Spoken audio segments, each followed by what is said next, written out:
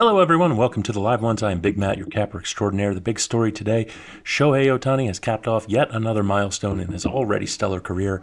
After being the first ever member of the 45-45 club, he also enshrined the 50-50 club last night with, honestly, the hitting the 50th home run was a footnote to maybe the single greatest offensive performance of a player in a single game that I can remember in years. The man went 6 for 6 with 2 stolen bases, 10 RBIs, 3 homers, number 48, 49, and 50. To his credit, Marlins manager Skip Schumacher was in a position in the at-bat in the 7th where he cracked number 50, where he had second and third with 2 outs. It would have been completely acceptable to walk him in that spot, but Schumacher elected not to. At some point, John Boy's going to be doing a breakdown, reading his lips, I'm sure, because he appeared to say that he just had too much respect for Ohtani to do that in that spot. The game was a blowout, and the Marlins packed in their season at the end of April.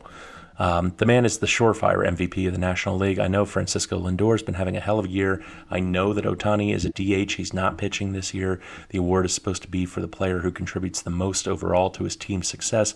It's supposed to take defense into consideration, but come on.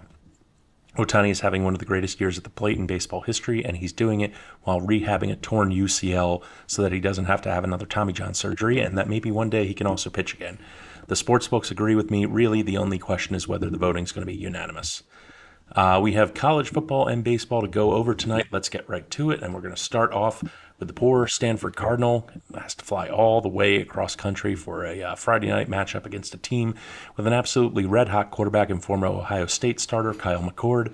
McCord has thrown 4 touchdowns in each of his first 2 games with the Orange and is completing 69.4% of his passes for 8 touchdowns. Excuse me, those 8 touchdowns are tied for 11th in the nation among quarterbacks, even though he's played 1 less game than most of the other guys at the top of the list. Syracuse does have a major weakness in its run defense. They gave up over 250 yards on the ground to Ohio in week 1. Didn't look much better the next week against Georgia Tech, but Stanford is just terrible up front in the run game.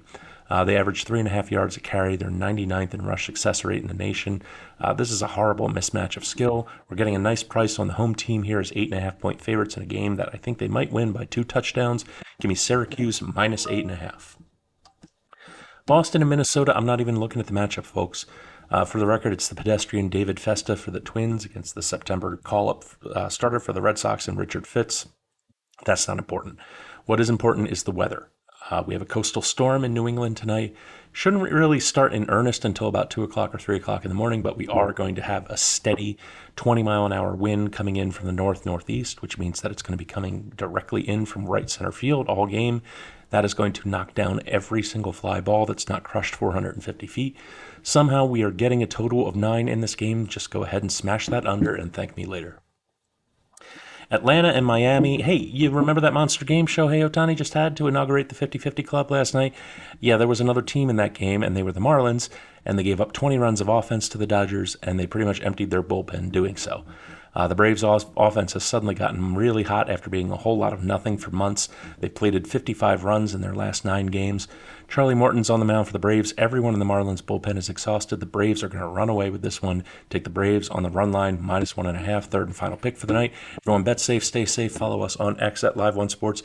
Check us out on Roku and Fire TV at the Live Ones. Have yourselves a great Friday night, and we will see you tomorrow.